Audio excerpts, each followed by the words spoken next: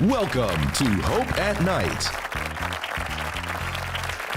featuring James Standish, Bettina Krause,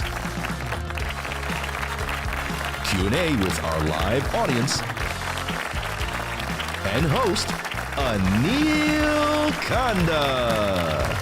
Today's episode, Religious Nationalism, Solution or Threat. And here's your host, Anil Kanda.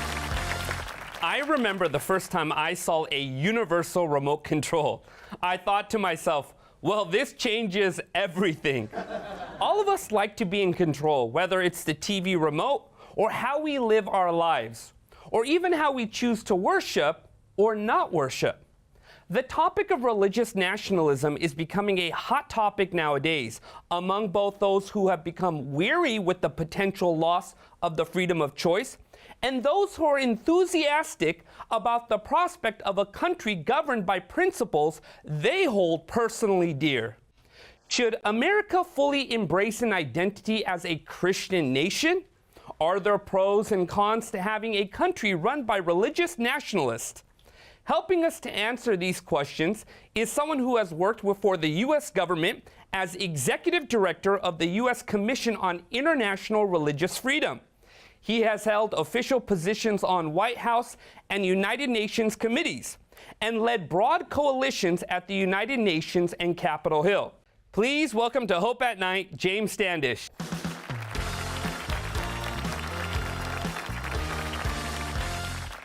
James, thanks so much for being here.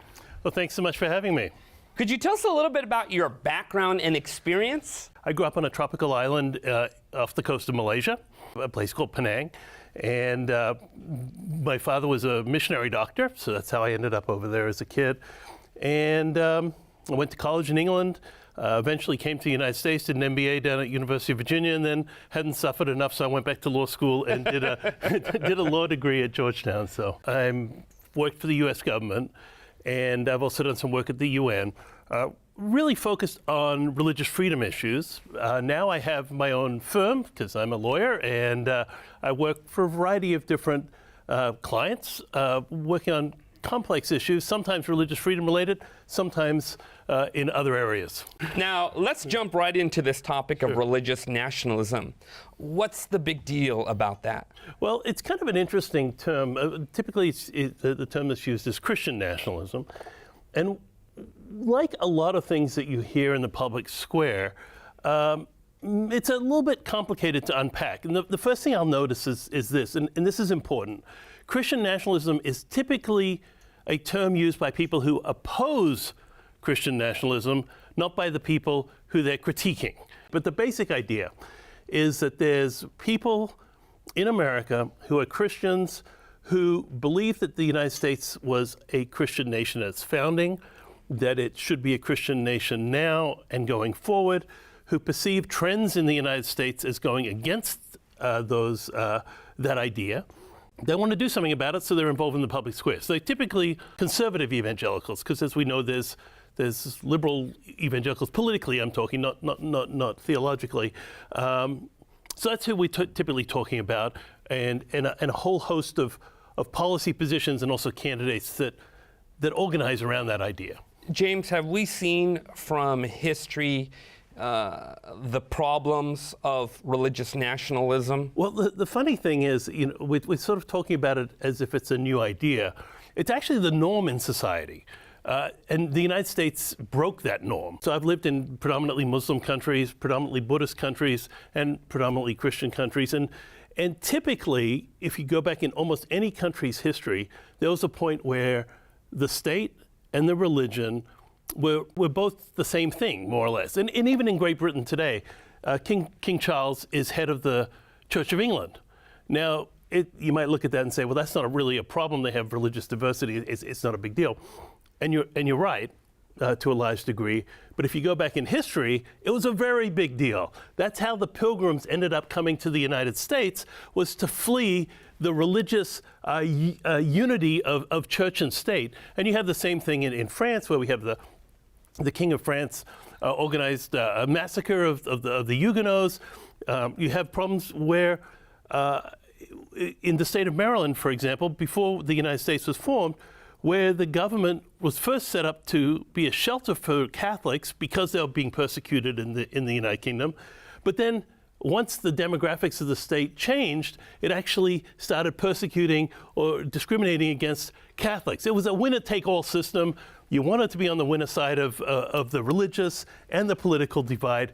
That's what the United States was founded to end in much. James, what you're describing essentially here with this idea of religious nationalism, which includes Christian nationalism, is essentially when religion and state combine, where you have the religious side of society begin to hold hands and make laws in connection with the secular side, the political secular side. Well, that's right, but it's complicated because all laws must, we hope, have a moral. Yeah, all laws are moral laws, right? These are all built on ideas of morality, and of course our ideas of morality is impacted, or in some cases pervasively impacted, by our faith. So you can never have this idea of we're only going to have a secularist mentality, because that is an exclusion of religious ideas.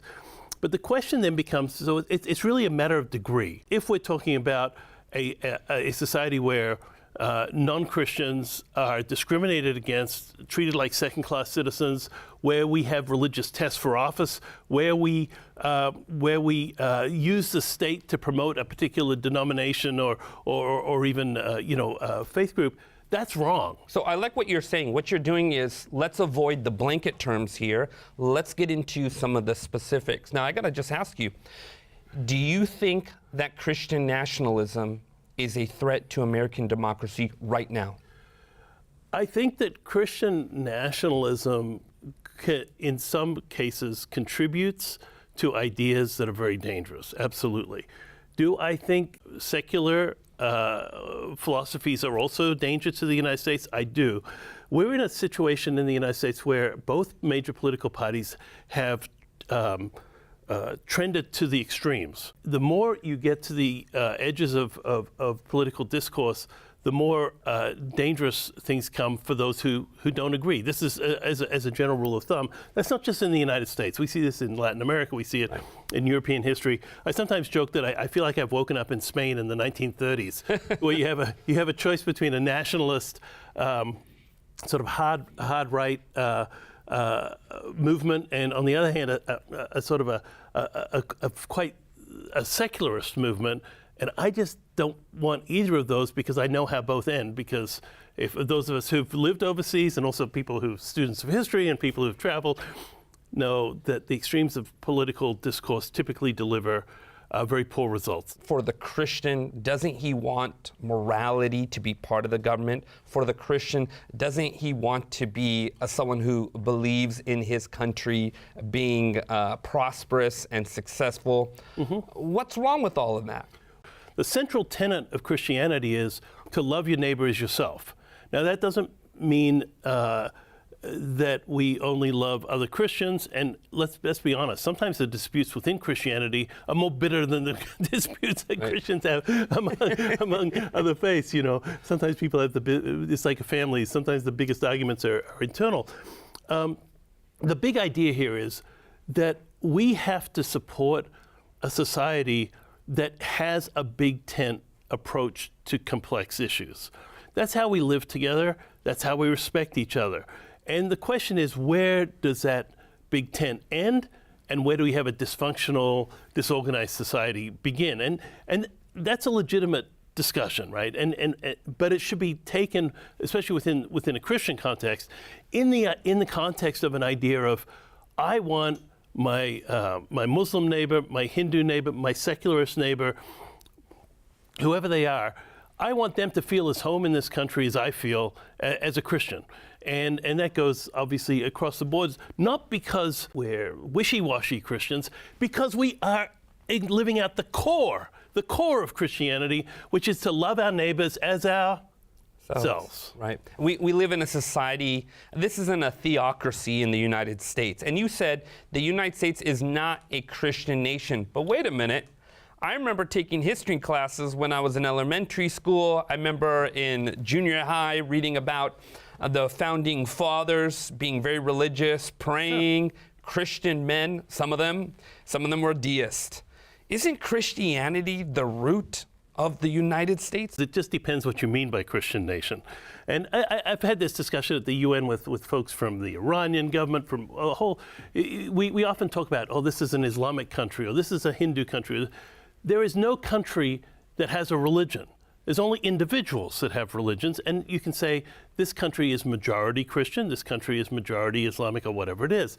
And once you start saying this country is, well, it's a very exclusionary language. But let's get into it. The United States is inconceivable without Christianity, right? And I don't think there's a single political or sociological scholar who would disagree with that. But it's not just inconceivable without Christianity, it's also inconceivable without the Enlightenment, and some of that was secular, some of it was religious, some of it was religiously informed. It's impossible to conceive of without the Protestant Reformation as well. All of these things go into the milieu that creates the United States and then projects it forward. So you have a statement from John Adams, one of the founding fathers, and really vastly underestimated contributor to the founding of this country. I think he's the most underestimated founding father. I used to say it was Alexander Hamilton, then the book came out and the musical, and now everyone's talking about Alexander Hamilton. They need one of these books and movies or whatever. I guess they have a mini-series, but not many people watched it on John Adams.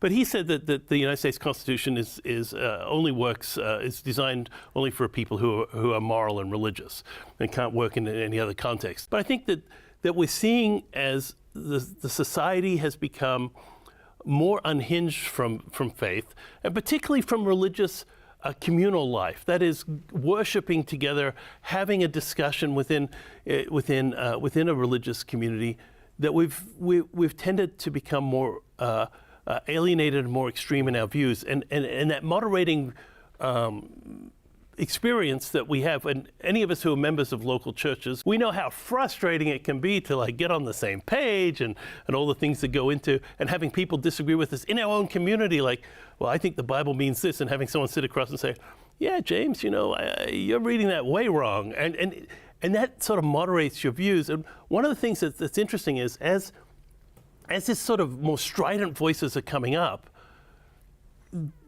it is coupled with a disconnection from weekly religious service attendance. In other words, and there's been studies on this, so very interesting studies, and not, this is one of the things that I feel a little frustrated with the discussion that's commonly in our media is you get the idea that, wow, this is the Christian churches are all behind, really becoming very militant. And the answer is actually the further you're connected with a religious community, the more moderated your views tend to be because of that discussions and the frustrations of actually having relationships with other people. Right. Now, I've got to ask you this. So why is it in some societies, let's take, for example, the Middle East. Yeah. I won't name a specific country. Why is it when the reigning power leaves, a vacuum is created, and you have religious extremists that come in and tend to take over? First of all, in many cases, the religious entities are the only ones that are organized, particularly they're the only organizations that survive totalitarian regimes, typically. So Saddam Hussein was the ruler of Iraq, and he had a totalitarian state where the Ba'ath Party was a secularist party. It was a pan-Arabist secular party, and they were able to keep a lid on everyone. So there's no real political groups that are thriving during that. The only thing you have is mosques and religious leaders. So once he's gone, who's left, right? And then of course the question is, why have we had a tendency towards religion going from a more moderate, inclusive version of religion to a more intolerant version? In many nations across the Middle East. And there's a lot of reasons for it, but one of the main reasons, I think, is because secular governments failed to deliver on the promise of really basic progress.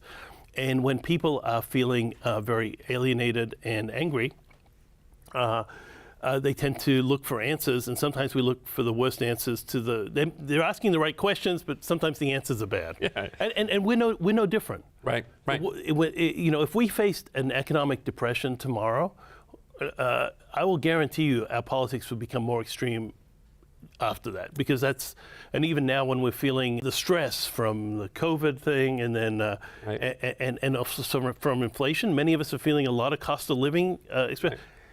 It doesn't make us feel well, and we're looking for answers that are maybe more outside of the norm. That's right. In desperate times, people are willing to do desperate things and desperate measures. According to Revelation 13, the Bible talks about a kind of religious conflict that will happen at the end of time. There'll be political influences that will be involved as well. Could you tell us a little bit more about that? What are your thoughts? Well, I think that's what's interesting about Revelation, and Daniel is a parallel book, and if you read them together, I think you get a great view of what the Bible's telling us about the future. Is that before Christ's second coming, we expect to have a political religious movement that will be repressive. And what's interesting about that to me is that it's counterintuitive for those of us who are Christians. We look at our faith as liberating, and that's what Christ said it was, so it set us free. So the real question is, what's that going to look like, and how's it going to look? And I think that looking at Christ's first coming is a great way to look at it, because at the time of Christ's first coming, it was the people of faith, the real stalwarts of religion, who were the most opposed to him. And I think that we have to be very, very careful as Christians. The older I get, the more humble I become, because you look back on how many things you've been wrong about, and I'm humble about this as well. But we need to be humble, and we need to keep that core idea that yes, we should work in society, and yes, we should work for moral laws, and yes, we should be engaged in our civic life. Absolutely, just like Christians who, like the abolition movement that our spiritual forebears fought for, and many other reforms that were achieved based on a religious idea. But even as we do that, we have to keep a very, very careful eye on who we're impacting, and a sense of humility that we might be wrong. Christians have been wrong, or people of God have been wrong before. They were at Christ's first coming, and Revelation indicates many of us will be wrong before his second coming. This is why it's important for us to understand these biblical principles. People are calling to Christ, they're calling him by name, and he says, "Depart from me, I know you not." So the people who are calling him are obviously thought they were following him. Right. You were born and raised in Southeast Asia. You had an experience with the Khmer Rouge. Does that play a role in your passion today? Well, probably it does. I should say I wasn't born in Southeast Asia, but I grew up in Southeast Asia. So from the time I was 2 years on. So, and when I was a kid, we lived in Thailand, and I went up to the border to the refugee camps when millions of Cambodians escaped the incredible abuse of the Khmer Rouge. I also taught English to refugees on the Laotian border who were also escaping the communist extremism, and more recently, I've worked on issues with refugees from Liberia, and also folks who are leaving Venezuela. So there's a lot of suffering, unfortunately, I've seen because of extreme behaviors and the conflicts and suffering and deprivation that become of it. So I think that we have to be very, very clear. Sometimes people look at these other countries overseas and say, that's over there. That could never happen here.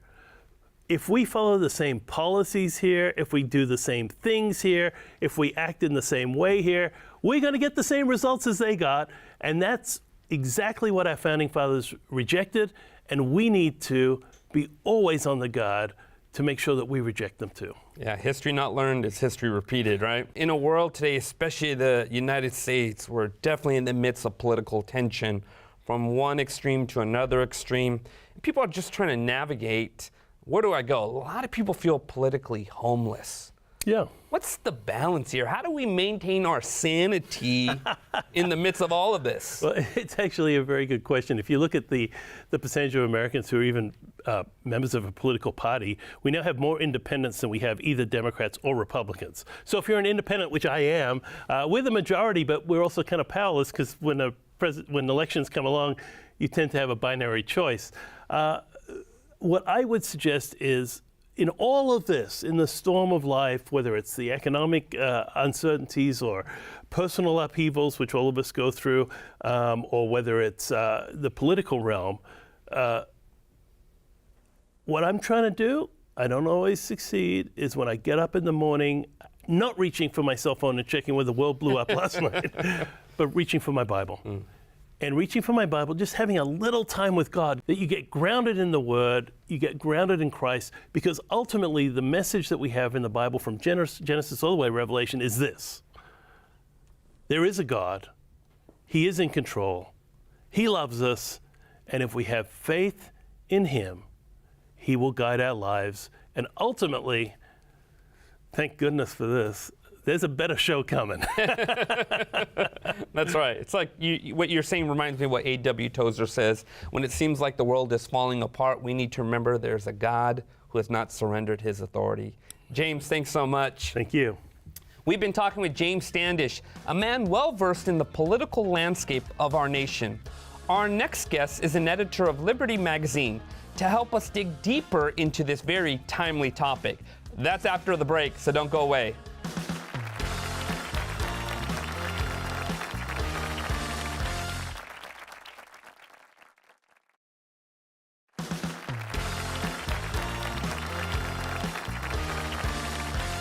Welcome back to Hope at Night. We've been talking with James Standish about religious nationalism. Our next guest also has a law degree and works to balance religion and politics. She is editor of Liberty magazine and an associate director of the Public Affairs and Religious Liberty Department of the Seventh-day Adventist Church in North America. She has represented the church in Washington, D.C., engaging with Congress and the White House, as well as with the diplomatic, international, and NGO committees headquartered in the Capitol. Let's welcome to Hope at Night, Bettina Krause.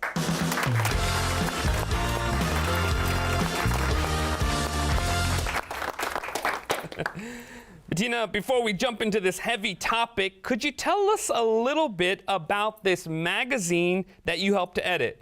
Sure. Well, it is the oldest religious liberty journal in the world.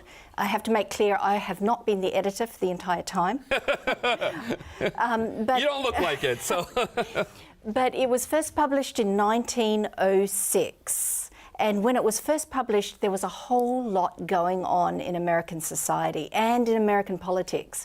And in many ways, it parallels what was happening here because religion was also in the mix. So you have a powerful Christian lobby group that is trying to get a national law, and they're relying on a patchwork of state laws because at that time... This is the early 1900s. This is the early 1900s. Every state in the Union, except for 3, had what we call Sunday blue laws. Now, these were laws that imposed criminal penalties for doing so-called secular labor on Sunday.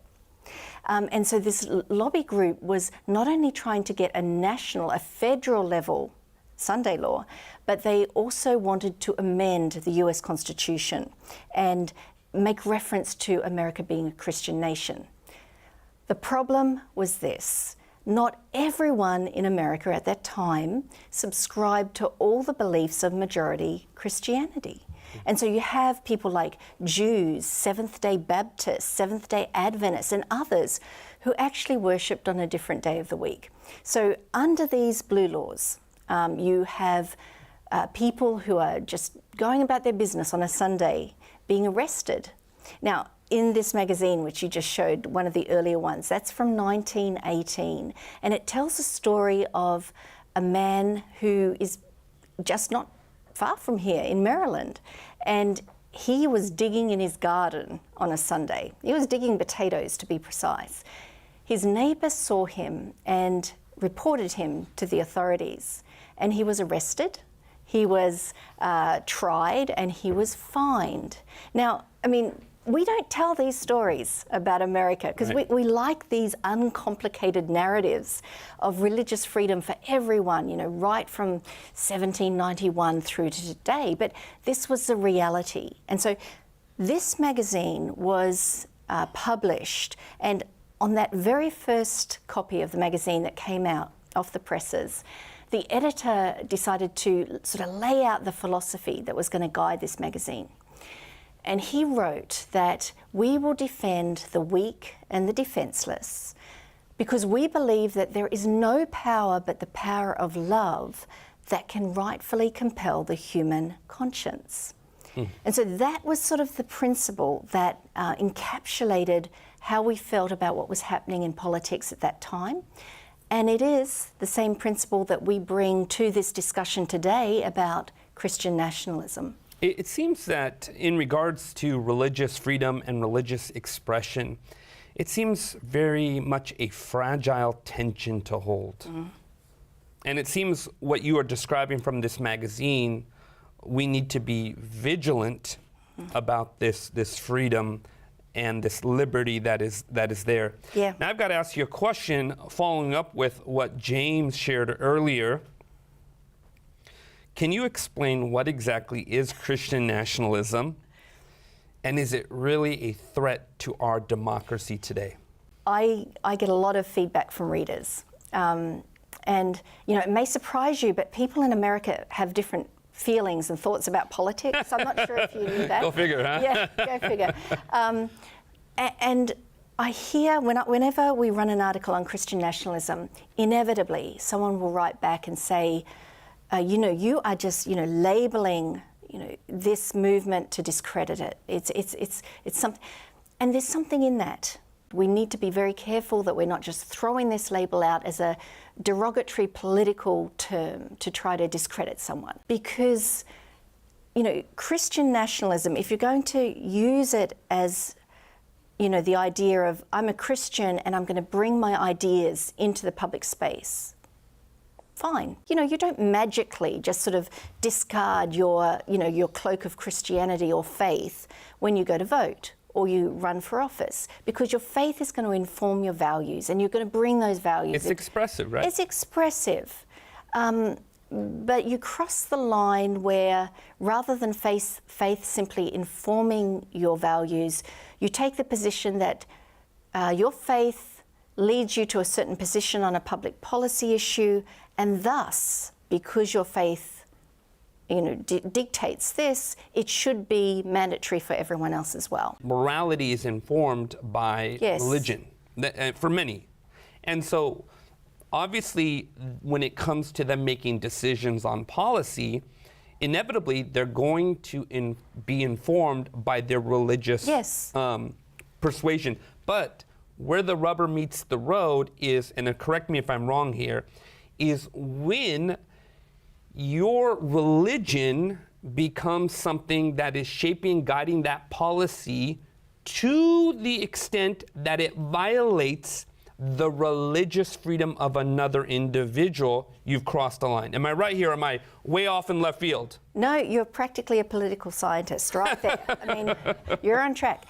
Because, you know, as James pointed out, we are a Christian nation in the sense that demographically, most people identify as Christians. However, in the republic that we have set up and the constitutional arrangements that we have said will guide us, we say that majorities have a responsibility to the minorities.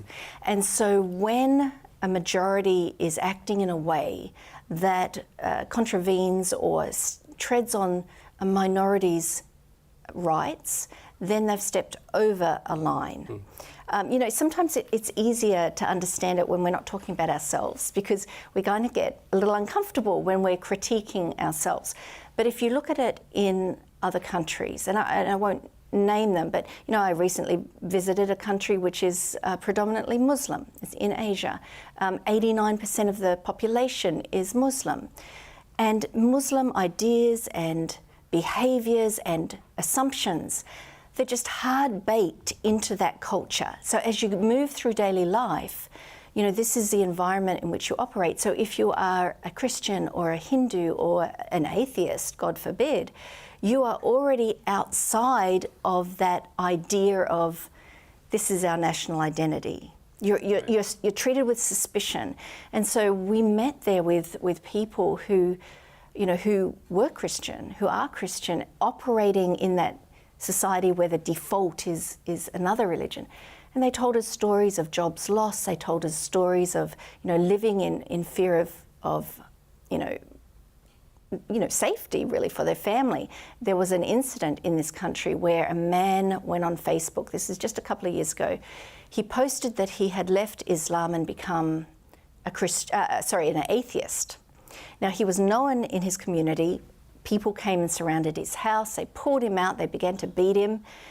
And someone thought to call the police. And the police came, arrested the man who was being beaten because it was a criminal offence within that culture to promote atheism. So, when we see these extreme examples of what happens when the government puts its thumb on the scale in favour of one religion over another, it's sort of like it's a morality tale for us. We can see the problems there, but then in our own political environment, in our own culture, it's harder because we're a part of that, and it's very hard to have that sort of self-awareness. Bettina, I was born and raised in the United States. I'm a red-blooded American right here. America's different than what it was about 20 or 30, 40 years ago. I don't remember much back then, but I do remember a little bit of things. And Ronald Reagan and all of this stuff. America has changed, though. And it's not what it used to be. It's not just economically, it's spiritually, it's socially, it's emotionally just falling apart. Isn't religion the answer here politically? For me, as a faithful follower of Christ, is always religion, but not in the sense of religion fused with politics. That's just a recipe for disaster. We are seeing this sort of trajectory in American political discourse, which is troubling. Right. I mean, I go through stages where I just don't want to check my news feed of a morning. It's just too depressing. That's what James says. Because people are talking past each other, and it's not. And politics seems not about cheering for your own side. It's about bludgeoning the other side. Right. Back in 1999.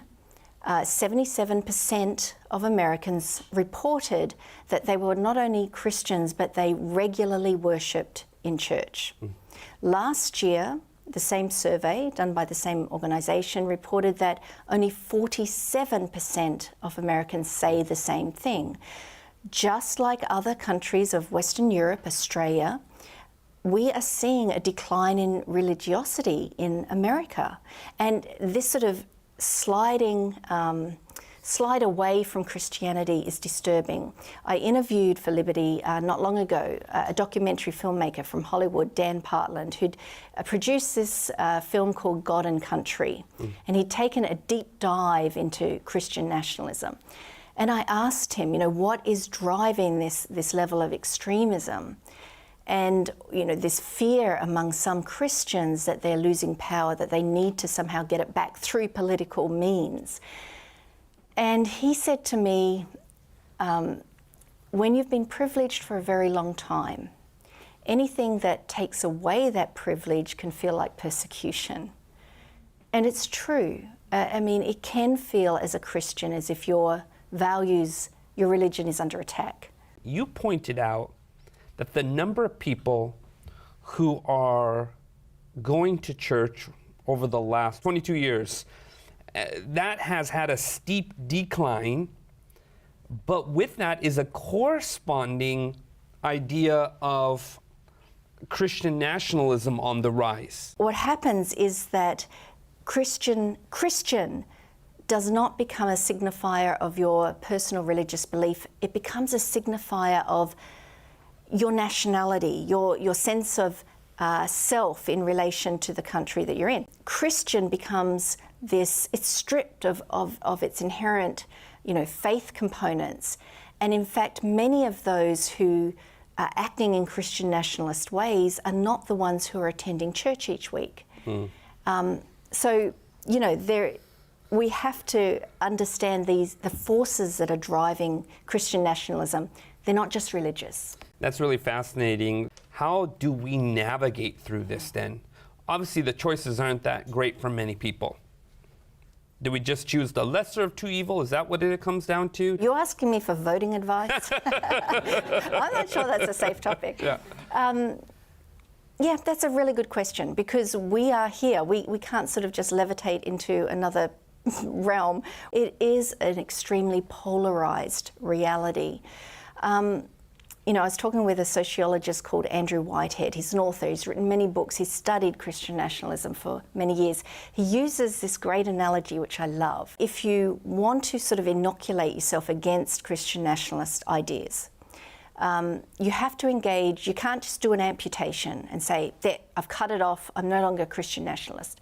You have to perform sort of daily flossing actions, like you're flossing your teeth. It's like getting up in the morning, cleaning your teeth and flossing. And he says these little flossing actions are things like, you know, decentering yourself from the political narrative and trying to look at things from other people's point of view, getting out of your media bubble. You know, we're all in a media bubble, all of us. You know, consciously look to other sources of news, and also get involved in your community where you're likely to run into people who you don't share either political beliefs with or religious beliefs with. You know, get involved with other people who think differently.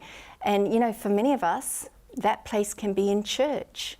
We can sit in the pew beside someone who's born somewhere else, whose first language is a different language, who you know, comes at the world from a different perspective, and we can see them as a brother and sister in Christ. And I think that lens, walking through the world with that lens, is the best way to inoculate yourself. That's beautiful. Well said there. I think, and what I'm understanding is this idea of stepping outside your box, staying in conversation with people who disagree with you. Yes. And not seeing them as irredeemable. Yes. Right? And that's what the church is all about. This is why God wants his people in the community of faith, because it allows them to respect other human beings. At least they're supposed to, right? Exactly. And it also allows them to be in a diversity that helps them to appreciate other cultures too as well. And through it all, we're able to navigate through this. This has been fantastic, and I really appreciate the practicality you've given to us. James, you too as well have enjoyed this discussion. I know we can keep talking for hours on this, so we'll take a quick break, but when we return, we'll let our studio audience pose their own questions to James and Bettina. Stay with us, there's more to come.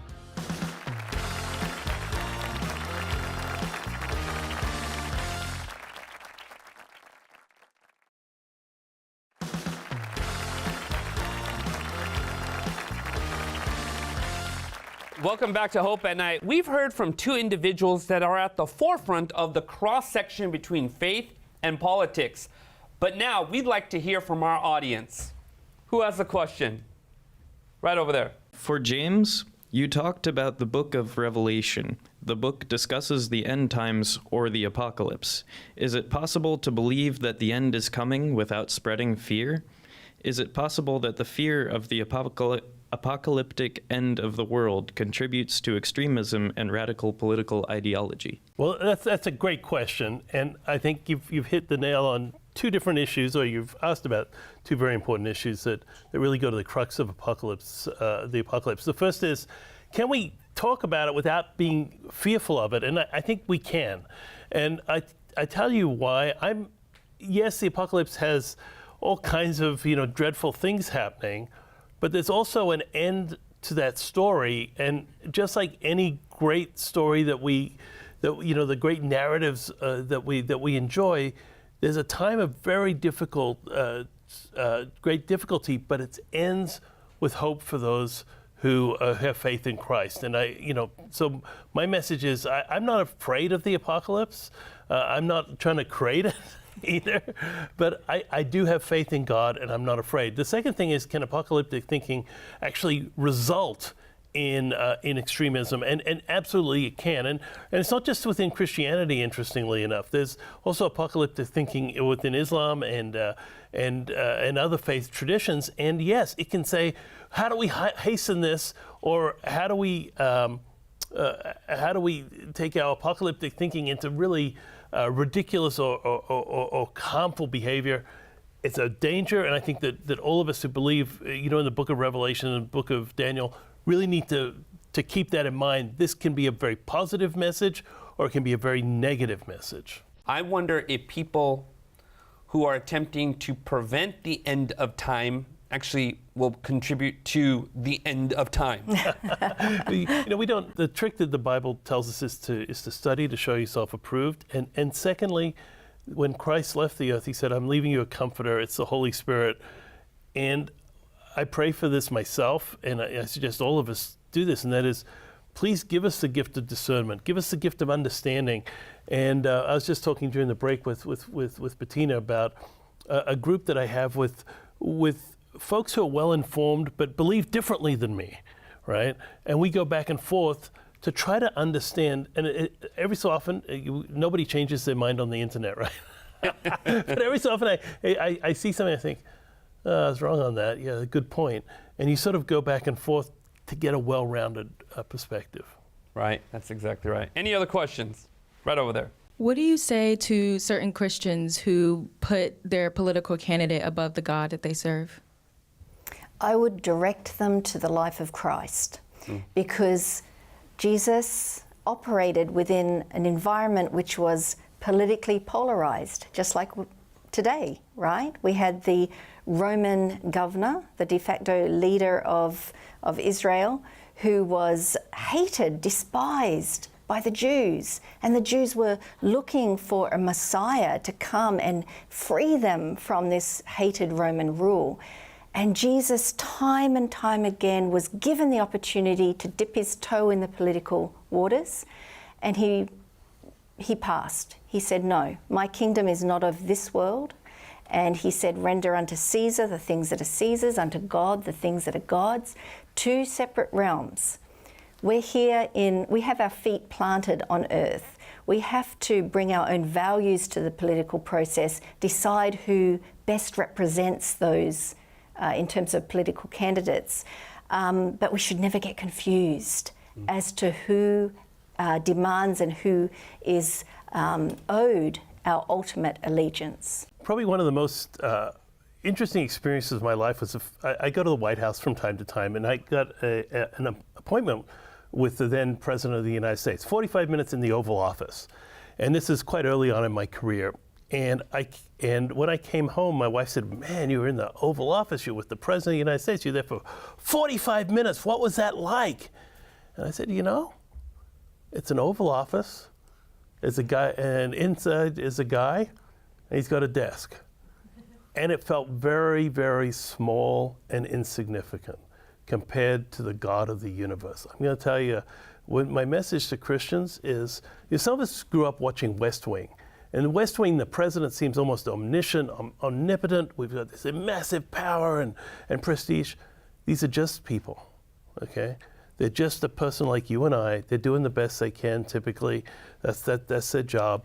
But to put that kind of frail human being with all the same limitations that you and I have, in anywhere close to the God of the universe is laughable, and the closer you get to it, the more laughable it is. I mean, I have respect for the president, I have respect for the office, don't get me wrong, but let's keep everything in perspective as Christians, because talk about selling God cheap. That's really sad.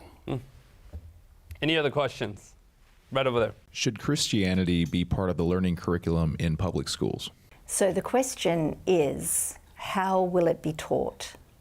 And if the answer is it will be taught as a religious creed, my answer would be an emphatic no. It should not be part of the teaching curriculum of any publicly funded school. However, if it's taught as part of a comparative religion course, if it's taught as part of understanding how our country came to be, I think it's an essential part of the curriculum. You know, we cannot understand our republic without understanding key Judeo-Christian ideas and values. They are just simply there, they're part of it. But once you cross over the line into trying to inculcate your particular religious belief into children who are being educated in publicly funded schools, you've crossed a line that I think is dangerous. It's a path you don't want to go down. Yeah, I remember having a discussion with someone who's like, we need prayer back in school. And I said, who's going to do the praying? Who do you want to pray? The priest, the pastor, what church, what denomination?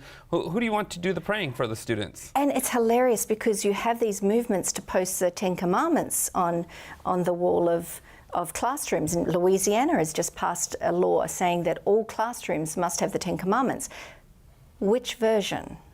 You know, I did an interview with a Jewish rabbi who explained that they don't have 10 commandments. They don't exist in the Torah. It's something like 12 different commands that they would identify. Then you have a Protestant version, you have a Catholic version.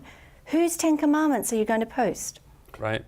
Yeah, that's interesting. And I think the tension too, right? It's like we do see in some cases where some people don't have that religious expression allowed to them.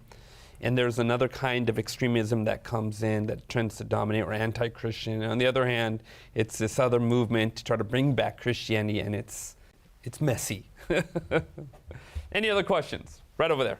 How would you feel about voting for someone with different religious beliefs than you? Very comfortable, because no one has exactly my perspective on all religious matters. So again, you are voting in and participating in a political system that is imperfect. You make the best choices you can, the choices that align best with your beliefs. You know, if you're looking for someone to perfectly represent your ideas in the public space, you will just opt out. You will never vote because there is no party. You look at those party platforms. I defy anyone to read party platforms and say, I agree with every word that's written there. Any other questions? Should the church tell its congregation how to vote? In my denomination's background, the church actually did tell the congregations how to vote on the issue of abolition, of slavery.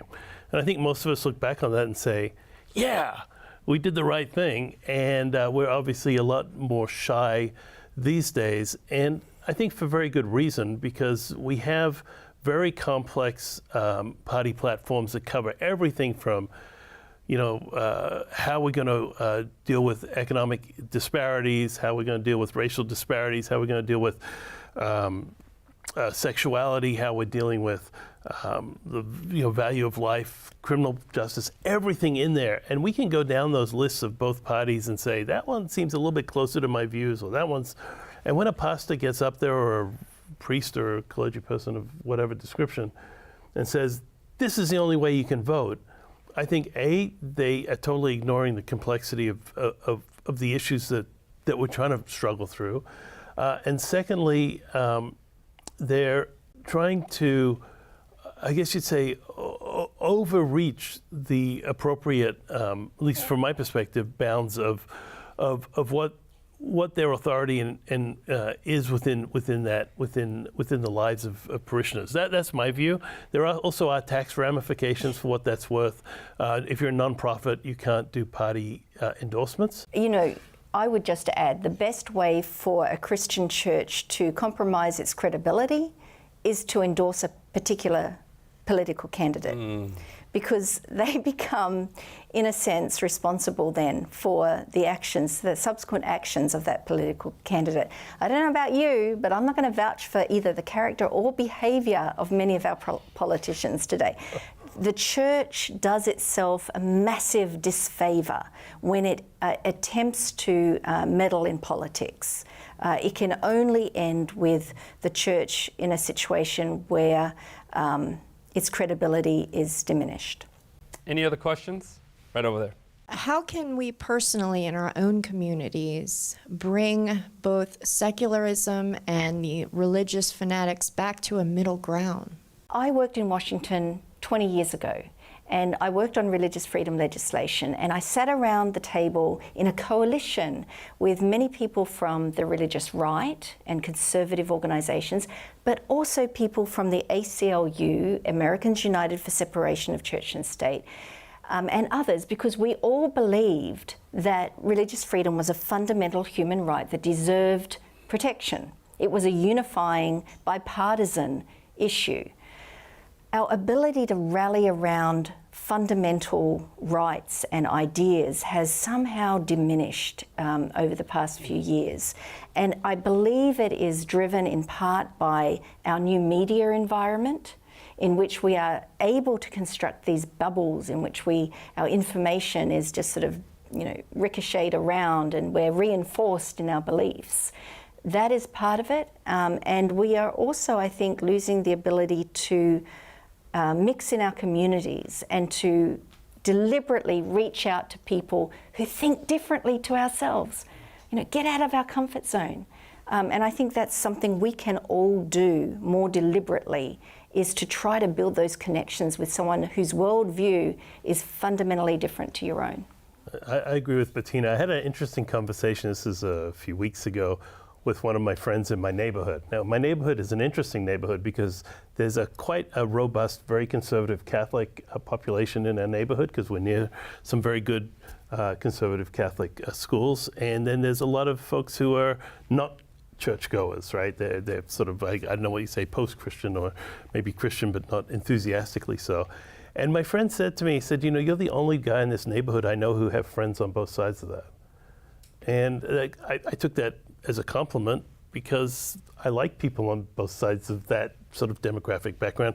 And to go back to what Bettina said, get out of the media bubble, I think the more time we're spending in screens and less time we spend walking our dog in the neighborhood, saying hi, joining book clubs, going to community activities, the worse we get. Because when you're online, and I'm the same way, like you get an argument online, and what do they say? It's like three posts, and then you're calling each other Nazis or whatever it is. Right, and James also it devolves very quickly into extremes. Right. Whereas when you're talking to someone to their face, well, you get the 360, nuances of the complexities of what you have in common, what you're different on, and it's a lot easier to have a respectful dialogue and create friendships. And what you said about social media, which is really important, I think we're all understanding now the algorithms that are designed now to feed us particular political perspectives. I was actually reading one research that was done on kids who consume TikTok, and they found within 6 months they could change through algorithms their political ideas within 6 months. Right. And it just shows us the power of social media, and it's disconnecting us from our God-given humanity and our ability to connect and understand each other. And taking very complex ideas and feeding them into a completely non-nuanced blip. Sound bites. Sound bites. Yeah. That's right. Any other questions? Right over there. Do you think that God wants all of his followers to be on the same page politically? Oh, I have a short answer, and that's no. When you are a Christian, you belong to an international body. Nationality is not important. Your local politics is not what is the most significant factor about you. Where you were born is not the most important thing about you. The most important thing about you is that you acknowledge that Jesus Christ is Saviour. And I acknowledge that. People all around the world acknowledge that. And all of them are going to vote differently than I would, or have a different understanding of the world around them. And I don't think for God the main thing is politics. For God the main thing is following him. Maybe I'll give you maybe a triter answer. Yeah. Maybe he does. I'm just not sure what he wants. Right. It's like, every army that ever was has claimed that God was on their side. Maybe he was, maybe he wasn't. We don't know. Right. And you look at Jesus, the very fact he had within his band of disciples, Simon the Zealot, and then he had Matthew the tax collector on the complete either side of the political spectrum in his day, and yet they were willing to be part of the same movement, to follow Jesus. That shows us that Jesus's the big picture ideas of the gospel embraces those from different political backgrounds, but also calls them to come in together for the greater purpose, the greater mission, to help bring the gospel to a dying world. And also both sides killed him at the same time, right? Pharisees and Sadducees, right? They could agree on. Yeah, and it just shows us this is, the enemy can definitely use differences to bring about division. It doesn't need to be that way. And distraction. James, Bettina, I feel, again, like we could just continue talking more about this. Thank you so much for this very enlightening discussion. If you'd like more information on the end of time role of America and understanding the book of Revelation, please check out our resource at hope.study/hope@night. But throughout the Bible, there has always been an opposing force to God. From the Tower of Babel, first erected in defiance of God's command, to the king of Babylon, who forced his citizens to worship him under the threat of death, to an end-time Babylon power mentioned in the book of Revelation that seeks to eliminate any who dare to refuse the mark of the beast. This power stands in direct contradiction to the freedom of choice that God granted Adam and Eve in the garden. At great risk to God himself, they were free to obey or disobey him. And that choice to disobey ultimately cost God his life in his effort to save them. As we reflect on today's discussion, let's remember that ultimately it is God who is in charge, not any political movement or ideology. No matter the forces at play, our hope and trust rest not in human power, but in the God who reigns over all. He is the Alpha and the Omega, the beginning and the end. And when we realize that, we will have hope at night. Thank you. We'll see you next time.